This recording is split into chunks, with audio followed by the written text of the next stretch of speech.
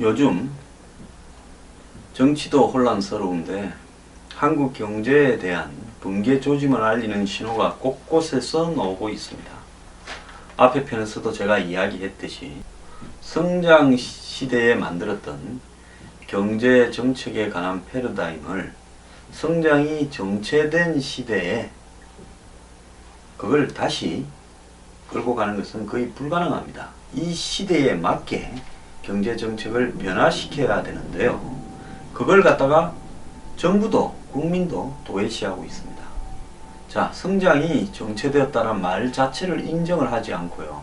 마치 부동산을 어떻게 하면 마치 신성장 동력을 찾으면 경제가 언제 그렇냐는 듯이 되살아날 것처럼 이야기를 하고 있습니다. 자, 그게 왜 안 되는가 하는 수치가 여러 곳에 나오고 있습니다. 한국이 엄청난 속도로 늙어가고 있다. 기초단체 229곳 중에서 2곳을 빼고는 모두 고령화가 되고 있다. 자, 오늘 아침 신문을 장식한 내용입니다. 전남은 고령인구가 20%가 넘었고 초고령 사회로 광역단체 중에 처음으로 진입을 했다. 전남이 지금 농촌 사회가 많기 때문에 이렇게 되는 거죠. 자, 한국 국민의 중간 나이가 41.2다. 즉 처음으로 40대에 진입을 했다는 겁니다. 국민들의 중간 나이를 정하는데요. 자, 4인 가구에 맞추어서 우리 사회의 모든 시스템을 짰는데 이걸 바뀐 인구 구조에 따라서 다시 짜야 된다. 중간 나이라는 것은 중2 인구입니다. 자기가 가장 많은 사람과 나이가 가장 어린 사람을 차례대로 다 세웠을 때 5천만 명을. 중간이 몇 살이냐. 자, 이래 되다 보니까 편의점의 매출이 늘고 혼자 여행하고 1인 가구가 30대에 가장 많다. 즉 결혼이 늦어지거나 포기되는 부분을 이야기하고 있다. 또 그러다 보니까 나오는 게 뭔가 하면 나홀로 가구가 2인 가구보다 많다는 겁니다. 나홀로 가구가 520만 명으로 전체의 27.2%, 2인 가구는 26.1%입니다. 그래서 1인 가구가 2인 가구보다 더 많습니다. 자, 3인 가구가 21.5%, 그리고 4인 가구가 18.8%입니다. 그러니까 혼자 사는 가구가 전체 가구 중에 제일 많습니다. 놀라운 이야기 아닙니까? 25년 전에 혼자 사는 가구는 100만 가구였는데 이제 5배 이상이 늘어버렸습니다. 65세 이상의 고령 인구가 무려 657만 명입니다. 곧 유소년이라고 불려지는 인구보다 65세 이상의 노인 인구가 더 많아집니다.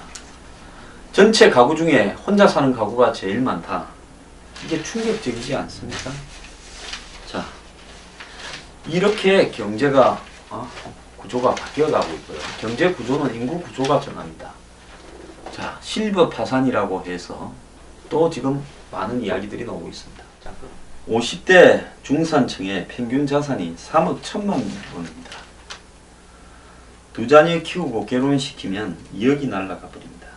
중산층이 노후에 빈곤층으로 추락하는 실버 파산은 과도한 자식 뒷바라지가 원인이라고 하고 있습니다. 아들과 딸 둘을 둔 55세 한국인 가장, 저도 그거 대충 비슷한데요. 자, 55세면 아직 결혼 안 시켰죠, 대충. 이런 한국인 가장이 2자녀를 결혼할 때까지 데리고 살다 결혼 자금을 보탤 경우 모두 2억 435만 원을 지출한다고 합니다. 통계청이 2015년 50대 중산층의 평균 자산이 3억 1,543만 원이라 했는데요. 중산층 가구가 은퇴 자금으로 써야 할 재산의 3분의 1을 애들을 결혼시키는 데까지 다 써버립니다. 자녀 둘 중 한 명에게 창업 비용을 보탤 경우 2억 5,738만 원으로 늘어납니다. 결혼시키고 그 다음에 뭐 좀 해야 되겠습니다. 취직도 안 되는데 그럼 이제 2억 5천. 결국 이러다가 돈 다 없어지는 거죠. 자녀들 중 한 명만 4년간 해외 유학을 보내버리면 3억 7,075만 원이 날아가 버립니다. 한 명은 유학을 보내고 한 명은 창업을 할 경우 4억 2,378만 원이 들어갑니다. 이러다가 이제 빈곤 노인이 돼서 서울의 저택에 살던 상류 중산층 부부가 지방에서 집값이 비싸서 지방으로 옮겨가지고 경비원 생활을 합니다. 자, 그래서 이 평균 55세 은퇴 상태에서 2억 5천만 원을 가진 가정이고, 이 평탄하게 이렇게 살면 88세에 돼서야 그 자산이 없어질 사람이 자녀 뒷바라지 부담 때문에 77세에 파산이 되어버립니다. 그리고 이 황혼 이혼을 한 사람은 이혼을 안 했으면 88세까지 가진 재산으로 그럭저럭 꾸려갈 사람이 이혼해버리면서 또 78세에 파산이 되어버립니다. 자, 이런 상황에서 미래 세대가 부담해야 될 국가 부채가 4,443조다라는 보고서까지도 나왔습니다. 자, 정부가 국가부채 통계 가운데 발표하는 통계 가운데 가장 범위가 넓은 공공부문 부채 957조보다도 4배 이상 많은 규모라고 하는 겁니다. 자, 결국 이 국회 보고서에서 나온 내용인데요. 여기에는 국민연금 적자, 그리고 장기 충당 부채, 금융성 채무, 적자성 채무 등을 미래 세대가 다 부담한다고 봤을 때 정부 발표 공공부채보다도 4배가 더 커질 것이다. 미래 재정이 지속 불가능하다. 세대 간 형평성을 고려해야 된다. 지금 이런 식으로 한국이 현재 하고 있는 대로만 해도 미래 세대가 4,443조를 부담해야 된다. 그러면 어떻게 됩니까? 선거는 5년마다 해요. 20, 30년 뒤에 일은 알고 싶지 않아 합니다. 나중에 벼락이 내리든 말든 그때 가서 일이에요. 뭐 국민연금이나 공무원연금을 좀 고치고 이런 거 알고 싶지 않은 겁니다. 자, 그래서 다들 손 안 대고 고칠 듯 하다가 지난번에도 불과 뭐 2년도 안 되는 일 약간 손보는 척 많은 척 쇼만 하고 넘어가 버렸습니다. 이대로 두면 미래 세대가요 이런 정도의 돈을 부담해야 되는데 그것이 가능하겠습니까? 자, 그런데 여기서 이제 또 하나 더 우리가 염두에 둬야 될 일이 있습니다. 제가 항상 한국의 주요 독과점 품목, 국민들이 많이 쓰는 품목들은 대부분 대기업들, 재벌들이 하고 있다. 왜 스마트폰 요금과 그리고 이 기계값이 같이 섞여서 부담이 돼야 되느냐, 따로따로는 할 수 없느냐. 물론 할 방법이 있겠습니다만은 사실은 뭐 대부분이 섞여서 하도록 유도하지 않습니까? 통신요금. 그 다음에 또 왜 차 가격은 한국이 저렇게 현대 기아 하나차입니까? 이런 식으로 해서 외국에 가서는 싸게 팔면서 한국에는 비싸게 파느냐? 왜 차 질은 떨어지느냐? 새 차가 왜 맨날 고장이 나거나 새 차가 문제가 있다고 이야기하느냐? 이런 부분들에 대해서 제가 끊임없이 문제를 제기해 왔습니다. 보험료도 이야기했고요. 기름값도 이야기했고, 뭐 심지어 뭐 대형 뭡니까? 유통 할인점도 마찬가지입니다. 이마트, 홈플러스, 심지어 난다 긴다 하는 뭐 외국계, 뭐 옛날에 까르푸, 뭐 월마트 이런 데도 한국에 들어오면 한국 재벌들이 운영하는 대형 유통 할인점을 못 당하고 문을 닫아버립니다. 근데 거기서 파는 물건들이 과연 싼 것인지 그것도 저는 의문입니다. 오늘 조선일보에 어제 조선일보에 대기업 중심 경제 이제는 독이다라는 칼럼이 나왔습니다. 스마트폰 사용자는 과거 피처폰 쓸 때와는 다른 방식으로 요금을 낸다. 월 51,000원, 69,000원 정해진 요금을 내기로 통신사와 3년이면 3년, 2년이면 2년 계약을 맺고 이에 맞춰서 음성 문자 데이터 사용량을 조절한다. 미리 정한 요금에 딱 맞춰 주어진 통신 서비스 용량을 사용하는 소비자는 거의 없다. 조금만 초과해도 요금 폭탄을 맞을 수 있기 때문이다. 옛날에 뭐 투지라고 부르는 피처폰 같은 경우에는 사용한 만큼만 요금을 냈는데, 요즘은 이렇게 다 정해놓고 그것보다도 못 쓰고 있죠. 또 안 쓰려고 노력도 하죠. 왜 미리 계약을 이렇게 얼마 쓰겠다고 나도 모르는 일을 계약을 하느냐. 결국은 현 스마트폰 요금제는 통신회사에 매우 유리하고 소비자에게는 불리한데, 통신회사가 서비스를 제공하지 않아도 막대한 수익을 부당으로 챙기는 부분이다라는 겁니다.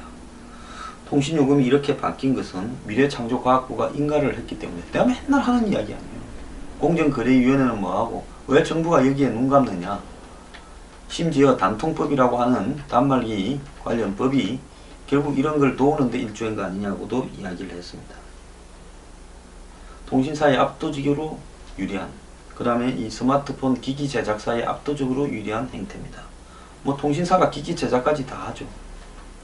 자, 국산 대표 중형차 LF 소나타는 배기량 2000cc급 가격이 2255만원에서 3190만원인데, 직전 차종인 YF 소나타와 비교하면 263만원에서 340만원이 비싸다.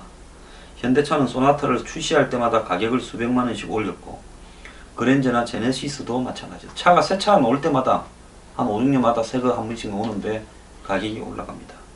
현대차가 가격을 큰 폭으로 인상할 수 있었던 것도 98년 현대가 기아를 인수하면서 한국 자동차의 시장에, 국내 시장의 70%를 차지하는 절대 강자가 됐다. 뭐 그렇지 않습니까? 르노, 삼성이 있지만 이거야 뭐 사실상 외국계 회사고, 그 다음에 또 뭡니까? 세보레, 옛날에 대우 자동차가 있지만 이것도 외국계 회사고, 두 회사가 별 힘도 못 쓰고 있잖아요. 당시 현대차가 기아차를 인수하면 명백한 독과점이 돼 차값을 올리고 협력업체의 부품 납품 단가를 후려칠 것이라는 우려가 컸지만 정부는 귀 기울이지 않았고, 결국 정부가 자동차 가격에 큰 인상을 허용을 했습니다. 근데 여기에 요즘 외국계 외제차들이 30% 정도 소비를 점해가면서 점점 늘어진다니까 뭐가 터졌습니까?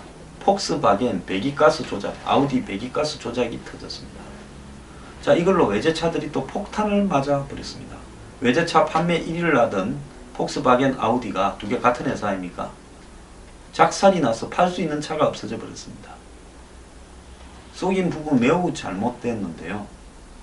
이 부분이 왜 이 타이밍에 터졌을까 하는 부분에서 저는 사실은 좀 의문을 가지고 있습니다. 뭐 미국에서 터져서 한국에도 왔다고요? 뭐 미국에서 벌어진 일을 한국에서 곧바로 합니까? 자, 정부가 40년 넘게 추진해온 대기업 중심 경제정책이 한계에 다다라 부작용이 커지고 있다. 과거 한국 경제는 정부가 중화업 위주의 대기업을 육성하면서 불균형하게 빨리 성장했다. 선별적 차등 개발이죠. 중화학 기계산업 부분을 먼저 성장시키고 나머지 부분들이 따라가는 형태의 개발이고, 거기에 선택된 회사들은 막대한 지원을 받았습니다. 대기업의 급속한 성장은 관련 중소기업을 동반 성장시키고 많은 일자리를 제공하고 중산층을 확대했는데, 근데 이제 저성장이 되고 글로벌 경쟁이 치열해지고 대기업 성장이 둔화되고, 대기업은 상시 구조조정으로 고용을 줄이고 중소협력업체의 납품 가격을 과도하게 깎고 생산기지와 공장을 해외로 이전했고, 이제 과거 대기업 성장 과정에서 발생한 낙수효과, 대기업이 잘 사면 우리도 잘 산다라는 건 없어져 버렸다. 그런데도 정부는 과거의 성공 방식에 사로잡혀서 대기업 중심의 경제정책을 고집하고 있다. 지금 창조경제가 그렇지 않습니까? 왜 대기업이 전국에 17개의 창조경제 혁신센터를 합니까? 그게 진짜로 필요하다면요, 대기업이 하는 게 아니라 기업 보고 그걸 하라 하면 기업이 제대로 하겠습니까? 기업이 무슨 목적이 중소기업이나 벤처기업도 없는 게 아니잖아요. 저거 잘 먹고 잘 사고 더 커지는 게 목적이지. 제 말 틀렸어요? 자유시장 경제 주장하는 사람 많은데 왜 입을 닫습니까? 왜 정부가 대기업들로 하여금 광역자치단체에 한 개씩을 의무적으로 창조경제 혁신센터를 열으라고 하는지 딱 깨놓고 이야기할까요? 지연제들이 많은 대기업들이 배임, 횡령, 탈세, 투가면 재벌 총수 구속, 이런 재벌들이 한마디로 정부가 이런 거 한 개 막 만들어서 너네들이 도별로 하나씩 책임지고 중소기업이나 벤처들 좀 키워주는 척, 뭐 상담도 해주고 알선도 좀 해주고 물건도 조금 사주고 해외로 내보내는데 좀 도와주고 뭐 이런 거 좀 하라니까. 사무실 하나 열고 직원 한두 명 배치하고 어차피 물건 사는 거 쇼 좀 하고 아주 싸게 막았다고 이야기하는 거 아닙니까? 다 웃으면서. 이거 하는 동안에는 우리 크게 안 건들겠지. 그렇게 하는 거 아닙니까? 제가 좀 거칠게 이야기해서 그렇지. 안철수가 무슨 뭐 동물원이니 무슨 참 그 사람도 공부 좀 하고 오라고. 지금 안철수하고 정부하고 티격태격 하는 게 본질이 아닌 걸 갖고 곁다리 가지고 서로 간질고 앉았어요. 자, 올해는 불배터리로 실체가 드러난 전기요금 누진제도 대기업 중심 정책의 극치다. 가정용에는 누진제를 적용해 폭탄요금 여러분 깎아준다 했는데 영수증 받아보니까 많이 깎였습니까?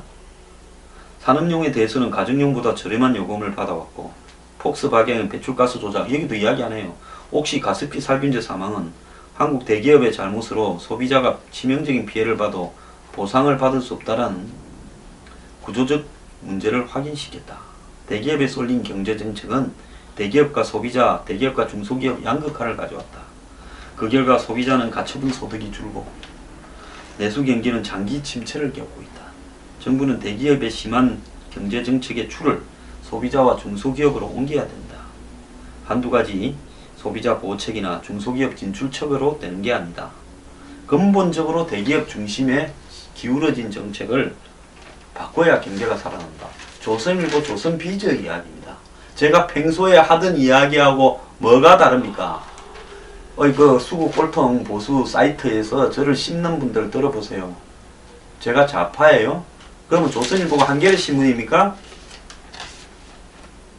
정말 무식한 자들은 지구를 좀 떠나길 바랍니다.